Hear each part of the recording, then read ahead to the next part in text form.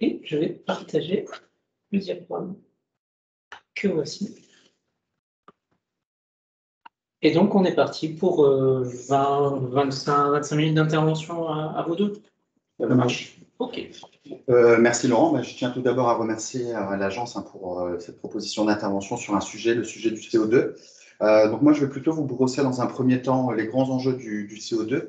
Et je laisserai la parole plutôt à Claude après qui ramènera le sujet sur notre territoire et notamment sur toute la dynamique portée par Eura Énergie. Donc Laurent, si tu peux passer s'il te plaît. J'ai prévu de vous présenter ma partie autour de 7 points. Donc, je ferai un rapide focus sur le nouveau rapport du GIEC qui est paru cet été.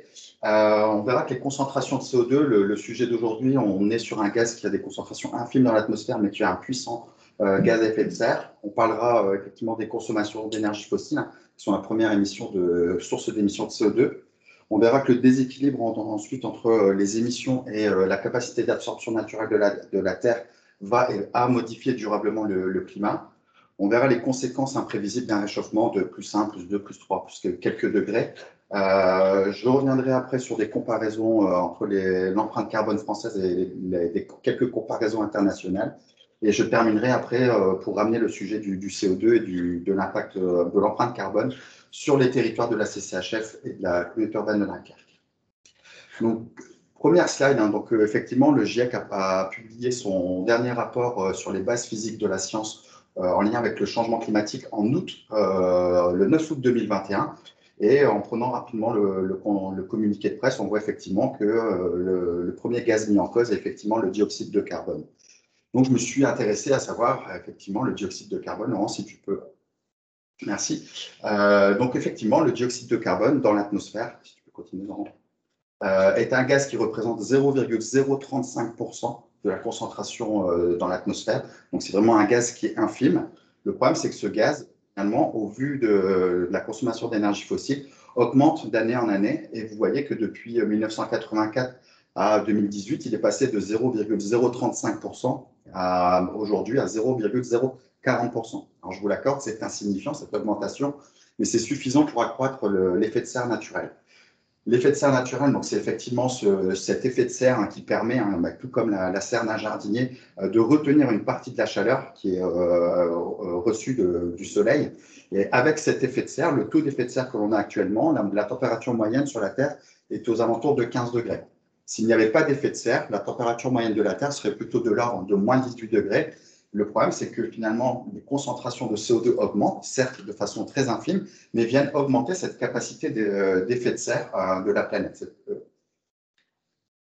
En cause, effectivement, la consommation d'énergie fossile, si tu peux cliquer, Laurent, où on voit au niveau mondial, on a 87% de la consommation d'énergie qui est carbonée, des énergies fossiles carbonées. Et on voit effectivement que l'explosion de la demande énergétique, de la consommation énergétique mondiale depuis les années 50, vous voyez le graphe. Donc, quels sont les secteurs les plus consommateurs de cette énergie? Ces énergies sont finalement utilisées, pourquoi? Sont principalement utilisées au niveau mondial par l'industrie, le transport, le résidentiel, avec un presque équilibre, et effectivement le tertiaire et l'agriculture qui pèsent pour beaucoup moins. Au niveau français, on voit que la répartition se fait un peu différemment, où les émissions industrielles sont un peu moins fortes. Par contre, les émissions liées au transport et au résidentiel, elles, prennent une place un peu plus importante, tout comme les émissions liées au tertiaire et à l'agriculture et à la pêche.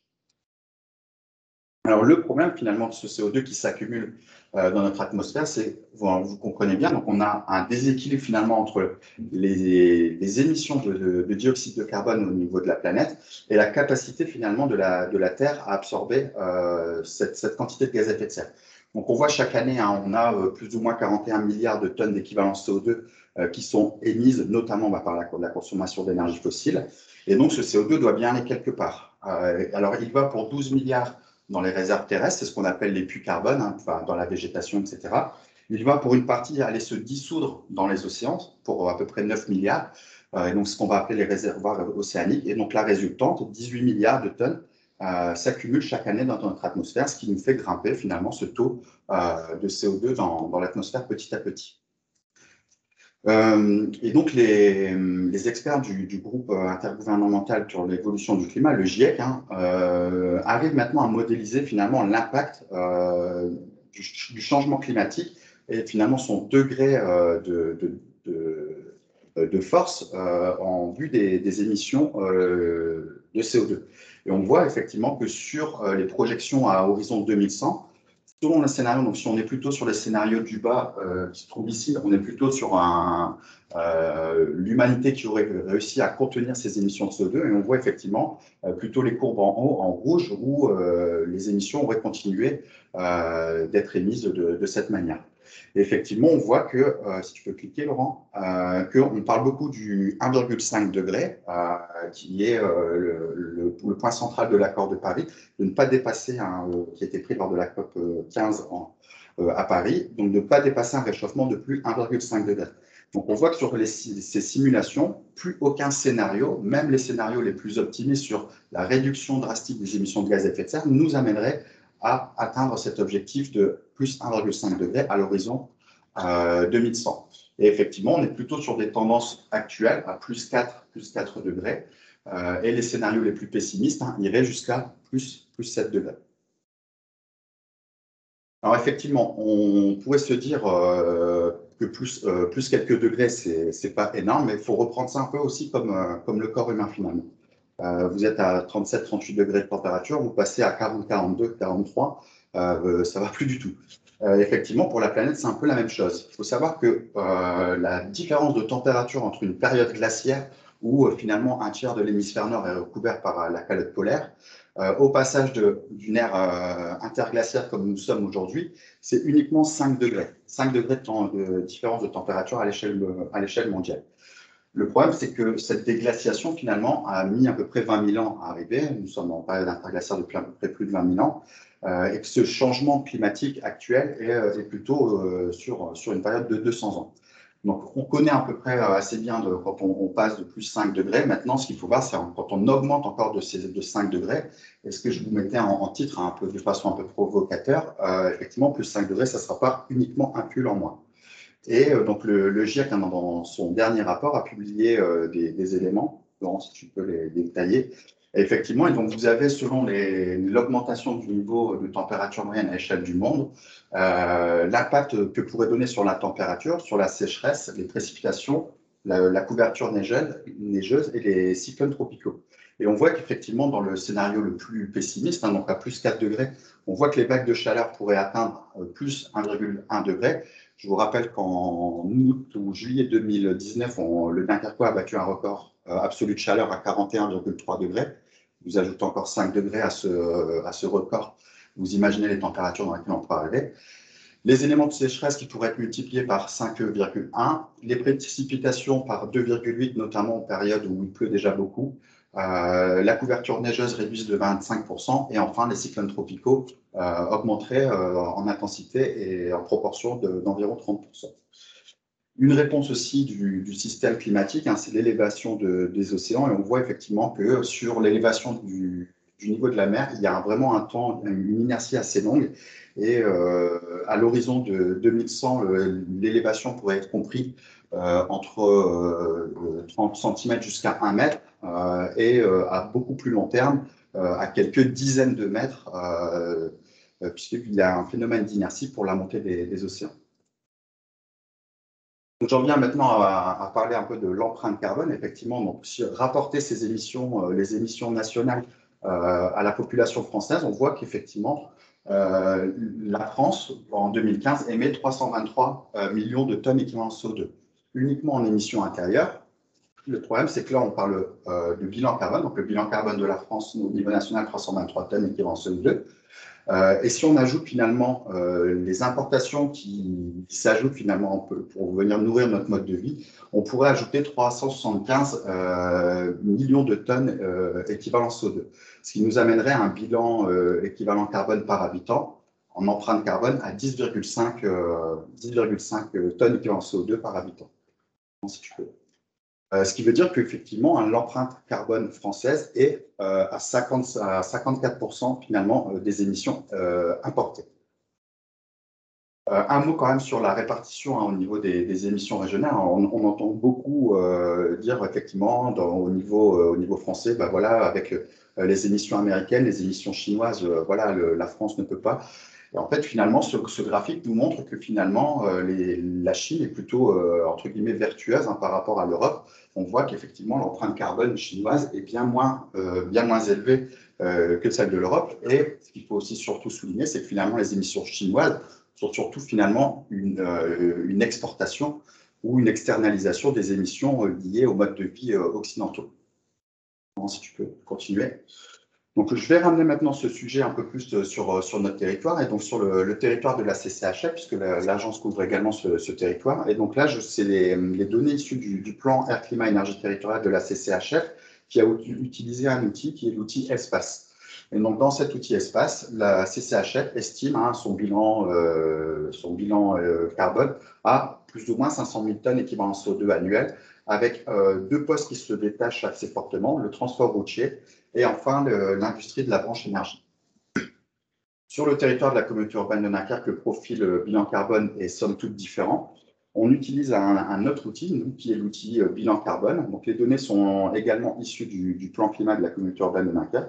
Et vous voyez que le profil carbone finalement de l'agglomération dunkerquoise est totalement différent, où on a une forte prépondérance des émissions, notamment des procédés industriels et de l'industrie de l'énergie, où de la même façon que l'Europe finalement externalise une partie de ses émissions ailleurs, en Chine notamment, d'autres territoires finalement externalisent leurs émissions sur le territoire dunkerquois pour voilà, notamment les productions industrielles que l'on connaît.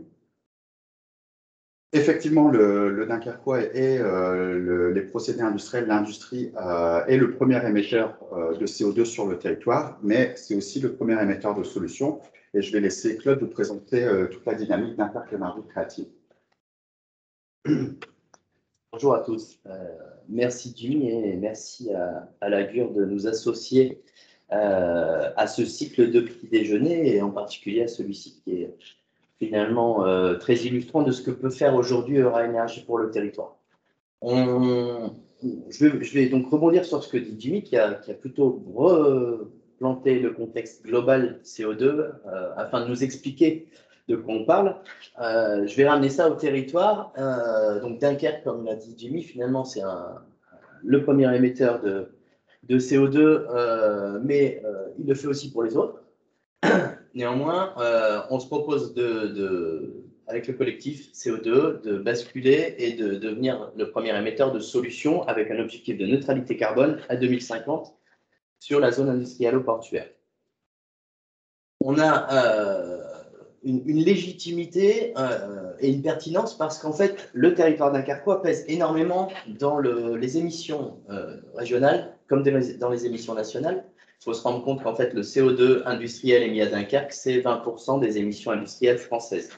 Et à ce titre-là, il est important de concentrer les efforts sur un territoire comme le nôtre.